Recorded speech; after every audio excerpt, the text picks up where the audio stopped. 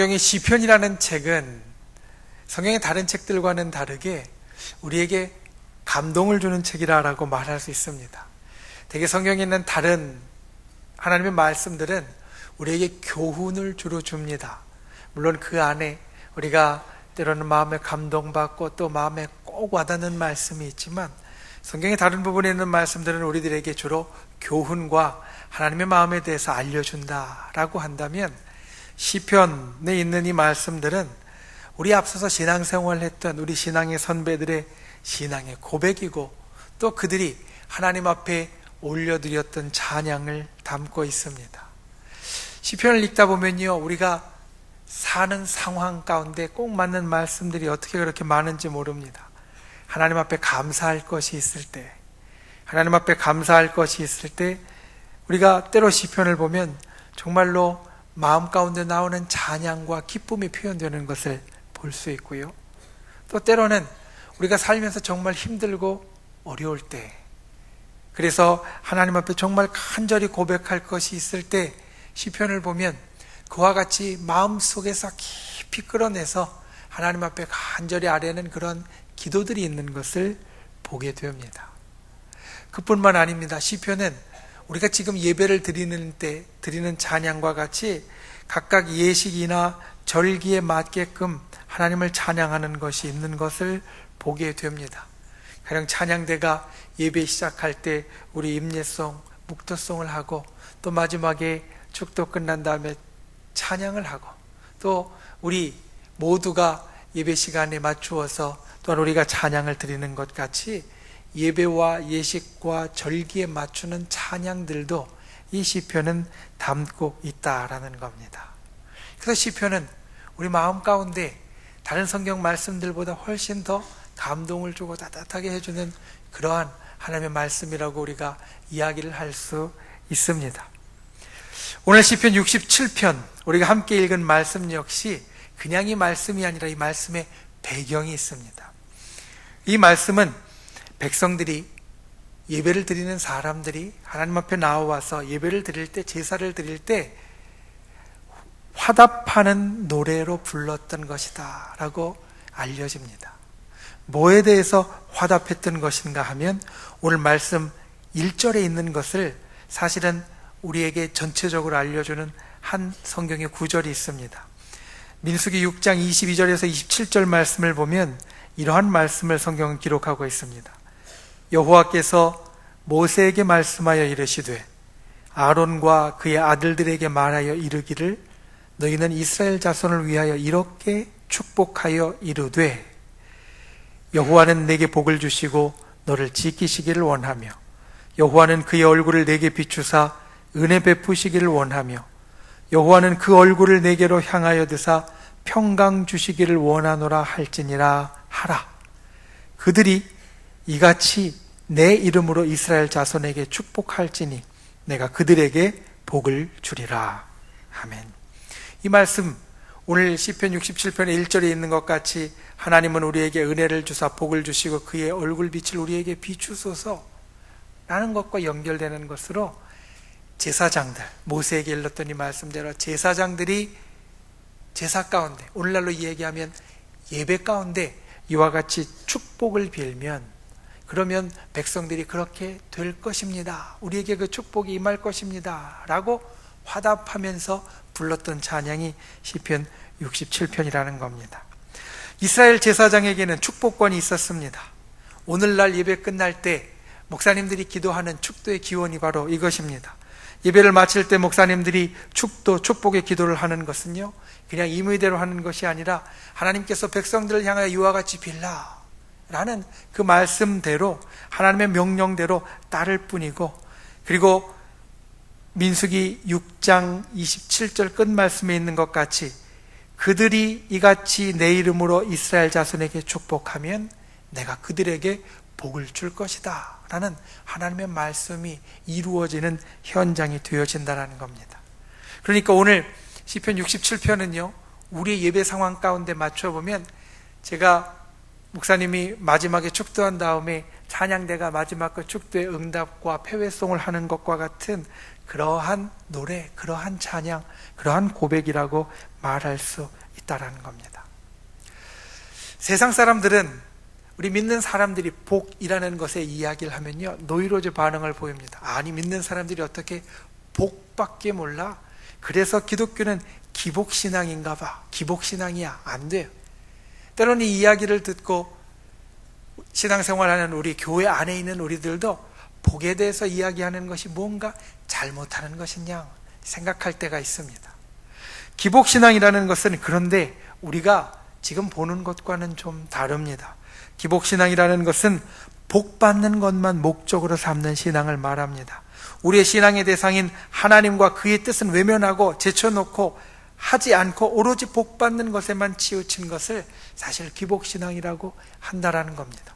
우리 하나님을 바로 섬기면서 하나님의 말씀과 그 뜻을 기억하고 그 뜻대로 살아가면서 우리들에게 주시는 복은요, 기복신앙이 아니라 성경이 우리들에게 분명히 약속하고 있는 하나님의 약속 가운데 하나입니다. 하나님의 복을 기대하는 것은 기복신앙이 아닙니다. 성경에 보면 구원이나 하나님의 인도하심이나 하나님께서 우리들에게 주신 여러 약속 가운데 분명한 하나로 우리에게 복을 주심을 약속하고 계시기 때문에 그 복이 우리에게 이루어지는 것은 기복신앙이 아니라 하나님의 약속이 이루어지는 현장이 되어진다라는 겁니다. 하나님의 수많은 약속 가운데 하나가, 중요한 약속 가운데 하나가 우리들에게 이루어지는 그러한 증거가 되어진다라는 겁니다. 우리에게 복을 주시는 하나님의 마음과 그 음성을 들으시기를 원합니다. 그리고 오늘 이 시편 67편 찬양의 응답과 같이 하나님을 향한 우리의 응답을 가지실 수 있기를 예수님의 이름으로 축원을 드립니다. 첫 번째로 우리는 복을 받은 사람입니다. 기억하십시오. 우리는 복을 받은 사람들입니다. 우리나라의 정치가 요즘 참 시끄럽습니다. 그리고 그 시끄러운 정치 가운데 가끔 이런 이야기가 매스컴에 나옵니다. 어느 아무개는 누구의 복심이다. 아무개는 누구의 복심이다 라는 이야기가 가끔 뉴스에 나옵니다. 거기에서 복심이라는 것의 복자는요, 이 배를 말합니다. 배복자를 얘기해서 배의 마음과 같다. 무슨 이야기냐면 이 배 속에 있는 창자, 배 속에 있는 내장과 같이 그 사람의 속마음을 꿰뚫고 그 사람의 속마음대로 행하는 사람, 말이나 다른 어떤 것이 아니라 이 속에 있는 것을 행하는, 속에 있는 것을 아는 사람을 복심이라 이렇게 이야기를 합니다. 오늘 말씀의 제목 복심입니다. 그런데 한자가 다릅니다. 배를 이야기하는 복자를 쓴 것이 아니라 복을 이야기하는 복자를 썼습니다. 무슨 뜻이냐면 오늘 여러분과 나누기 원하는 말씀의 제목 복심은요, 복된 마음이라는 겁니다. 우리의 마음이 복된 마음입니다. 여러분 기억해야 됩니다. 우리의 마음이 복된 마음입니다. 왜냐하면 하나님이 우리를 향하여 품으신 마음이 복된 마음이기 때문입니다. 하나님이 우리를 향하여 품으신 마음이 복된 마음이기 때문에 내 마음, 여러분의 마음이 바로 복된 마음이 되어진다라는 겁니다. 언젠가 말씀드린 것처럼 성경에는 두 가지 종류의 복이 있습니다. 하나는요, 무조건적인 복입니다. 내가 어떻게 하든지 상관없이 하나님께서 주시는 복입니다. 내가 인생을 개차반같이 살아도 하나님께서 주시는 복입니다. 내가 하나님의 말씀대로는 못 듣고 하나님 뜻대로 행하지 못해도 하나님이 무조건적으로 주시는 복입니다. 이게 하나의 복이고요. 또 하나의 복은 그렇지 않습니다. 내가 살아가는 모습대로 하나님이 주시는 겁니다. 내가 하나님 앞에 잘 사는 모습을 보이면 그 잘 사는 모습대로 하나님께서 더 잘 되게 해주시는 그러한 복. 성경은 이 두 가지의 복을 우리들에게 이야기를 하고 있는데, 그런데 오늘 시편 67편에 나오는 복은 어떠한 복이냐면 첫 번째 복입니다. 우리의 상황이나 우리의 자격이나 우리의 조건과 상관없이 하나님께서 주권적으로 주시는 복, 하나님께서 절대적으로 그의 백성들에게 허락하여 주시는 복. 복심이라는 것은 바로 이것을 품은 마음입니다. 여러분, 내 속에 복이 있어야 나의 삶이 복이 됩니다. 이 속에 복을 담고 있어야 나의 삶이 하나님의 그와 같은 놀라운 복이 임하는 삶이 되어진다라는 겁니다. 그래서 오늘 본문은 계속해서 우리들에게 말씀합니다. 우리가 복을 가진 사람이다. 특별히 오늘 67편의 1절은 이렇게 시작합니다. 하나님은 우리에게 은혜를 베푸사. 은혜는요, 은혜는 자비롭게 하다, 자비와 친절을 베풀다라는 뜻인데, 이 은혜라는 것의 본 뜻은 어디에서 나왔냐면요, 따뜻하게 하다라는 데서 나왔습니다. 따뜻하게 하다. 여러분, 우리의 마음을 따뜻하게 하시는 하나님, 참 좋지 않습니까? 그게 은혜라는 겁니다. 우리의 마음을 따뜻하게 하시는 하나님, 내 마음을 따뜻하게 만지시고 덮이시고 그리고 붙잡아 주시는 하나님, 내가 힘들 때든지 아니면 괜찮을 때든지 하나님이 그렇게 해주는 사람, 저와 여러분이 그와 같이 복된 사람이라는 겁니다. 은혜를 베푸사 복을 주셨다. 은혜를 베푸사 복을 주셨다. 이것은 우리의 마음을 어루만지시고 따뜻하게 하면서 하나님이 우리에게 참으로 귀한 축복을 내려주신다라는 말씀이 되어진다라는 겁니다. 4절은 또 이렇게 말합니다. 주는 민족들을 공평히 심판하시며 땅 위의 나라들을 다스리실 것이다.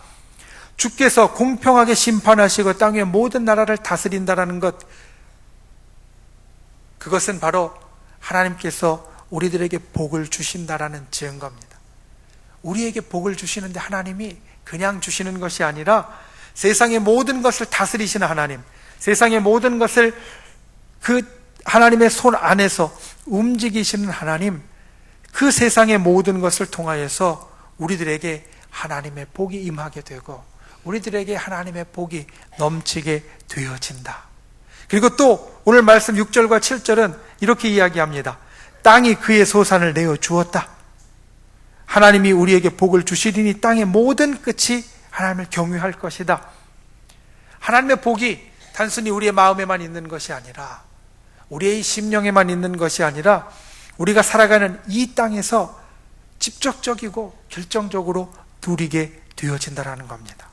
영혼이 잘 될 뿐 아니라 하나님이 이 땅의 삶 가운데 하나님의 복, 지속적인 복, 땅의 소산을 계속해서 내어주는 것 같이 우리들에게 진짜 만질 수 있는, 우리를 눈으로 보고 느낄 수 있는 그러한 실제적인 복을 우리에게 허락하여 주신다는 겁니다.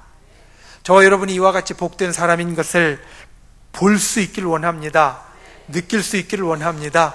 담을 수 있기를 원합니다. 저와 여러분은 하나님 앞에 복된 사람입니다. 진정 복된 사람입니다. 그런데 이걸 보아야 합니다. 장미꽃 한 송이가 있습니다. 어떤 사람은 이렇게 이야기합니다. 아니, 꽃나무에 무슨 가시가 이렇게 돋아났어? 불평하고 짜증내는 사람이 있는가 하면, 한 사람은 이렇게 이야기합니다. 아, 가시나무에도 이렇게 아름답고 향기로운 꽃이 피는구나. 똑같은 것이지만 어떤 사람은 꽃보다 가시를 보고요, 어떤 사람은 가시보다 꽃을 봅니다. 우리가 무엇을 보느냐에 따라서 우리의 마음이 달라지고 또 우리의 삶도 달라집니다. 우리가 살면서 좋은 것은 당연하고 그러려니 하고 나쁜 것은 왜 그러냐고, 도대체 왜 이러냐고 할 때가 많이 있습니다. 그런데 하나님 앞에 복된 마음을 품은 사람은 그게 아니라 좋은 것이 감사하고 나쁜 것은 좋은 것을 통하여서 볼 수 있어야 한다는 겁니다. 여러분, 확신하고 믿는 분들이 되시기를 바랍니다. 우리는 이 땅에서 하나님의 복을 받은 사람입니다. 우리는 복된 사람입니다. 복을 가진 사람입니다. 하나님이 우리를 사랑하시기 때문에 우리의 삶을 복으로 항상 채우십니다. 이 복을 볼 수 있는 분들이 되시기를 바랍니다. 내 삶에 있는 작은 가시를 보는 것이 아니라 내 삶에 향기롭게 피어난 꽃을 볼 수 있는 분들이 되시기를 바랍니다. 이 복을 보고 깨닫고 이 가슴에 담는 저와 여러분이 다 되실 수 있기를 예수님의 이름으로 축원을 드립니다. 두 번째로, 우리는 복을 주는 사람입니다. 오늘 말씀이 반복적으로 우리들에게 하는 이야기가 있습니다. 그것은 무엇이냐면, 너희가 복된 사람이다. 우리가 이 복된 마음을 품었다. 그런데 이 복된 마음이 여기에 머물러 있으면 안 되고 이 복을 퍼쳐줘야 한다는 겁니다. 오늘 말씀의 제목이 복심, 복된 마음입니다. 그런데 이 복된 마음은요, 내가 가질 뿐 아니라 내가 주는 것을 이야기한다라는 겁니다. 오늘 말씀에 반복적으로 그것을 이야기합니다. 2절을 보십시오. 주의 도가 온 땅에 이루어져서 모든 나라에 알리도록. 그리고 3절에 보면 모든 민족들이 주를 찬송하도록. 5절에도 모든 민족들이 주를 찬송하도록. 7절에도 모든 땅의 모든 끝이 하나님을 경외하도록. 복이 내 속에만 있어서 내가 하나님을 찬양하는 것이 아니라 모든 사람들이 다 알고 보고 느껴서 그들도 하나님을 찬양하도록 만들어야 한다는 겁니다. 주의 도가 온 땅에 이루어지면 이것이 된다는 겁니다. 도라는 것은 생활하거나 행동하는 방식입니다. 도라는 것은 하나님의 방식대로, 하나님의 그 섭리대로 이루어지는 세상을 말합니다. 여러분, 하나님의 제일 가는 소원이 무엇인지 아십니까?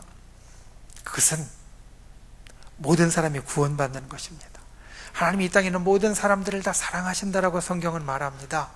하나님이 이 땅에 있는 모든 사람들을 다 사랑하시기 때문에 그들과 함께 하기를 원하십니다. 한 영혼도 지옥에 가고 한 영혼도 나쁜 데 떨어지는 것 원치 않으시고 저 천국에 가서 하나님 옆에 좋은 곳에 평안한 곳에 함께 하기를 원하신다라는 겁니다. 주의 도가 온 땅에 이루어지면 하나님의 축복이 모든 사람에게 주어집니다. 왜냐하면 하나님의 축복은 사랑하는 사람들에게 주어지는 것이기 때문에 하나님의 사랑 안에 들어온 사람들, 주의 도 안으로 들어온 사람들에게는 하나님이 축복하지 않으실 수 없다라는 겁니다. 여러분, 오늘 우리는 하나님을 예배합니다. 하나님을 찬양합니다. 그런데 기억해야 될 것은 우리뿐만 아니라 다른 사람도 여기에 포함된다라는 겁니다. 나만 복을 받는 것이 아니라 다른 사람들도 복을 받는 것에 함께 할 수 있어야 한다라는 겁니다. 복심이라는 것은 나 혼자 누리는 것이 아닙니다. 복심이라는 것은 나 혼자 갖고 나 혼자 꽁꽁 싸매고 있는 것이 아니라는 겁니다. 한 사람이 정신병원을 방문했습니다.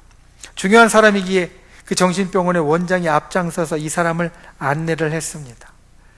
한 병동에 가니까 그 병동에는 수십 명의 건장한 남자들, 중증 치료자들이 함께 모여있는 병동이었습니다. 건장한 남자들만 따로, 젊은 남자들만 따로 모여있고 다 이 사람들이 병세가 좀 심각한 사람들인데, 그런데 경비하는 사람이 한 사람밖에 없는 것을 보게 됩니다. 그래서 원장에게 묻습니다.